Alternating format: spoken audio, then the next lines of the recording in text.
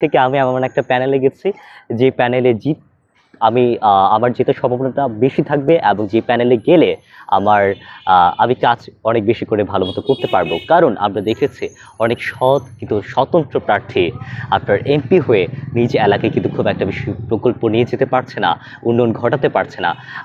আমার শুধুমাত্র ভয়েসটা থাকলে তো হবে না, আমার সেই প্যানেলে গেলে আমি কাজ করতে পারবো, এবং আমার একটা দাম থাকবে, এবং আমার যে ভয়েসটা সেটা আমি কাজে লাগাতে পারবো, এবং আমার যে চাওয়া পাওয়া, শিক্ষার্থীদের যে চাওয়া পাওয়া সব কিছু একত্র করে আমি কাজ করতে পারবো।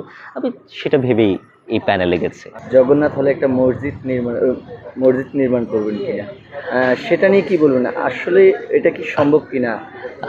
মূলত যিনি মসজিদ দাবি করেছেন তিনি হিন্দু সম্প্রদায়ের, এবং তিনি জগন্নাথ হলের ছাত্র দলের মনোনীত একজন প্রার্থীও। তিনি আসলে ওভাবে সিরিয়াসলি করেননি, উনি একটু আমাকে ব্যঙ্গ করেই মূলত কথাটা বলেছেন, যেহেতু আমি ছাত্র শিবির সমর্থিত একটা প্যানেলে গিয়েছি।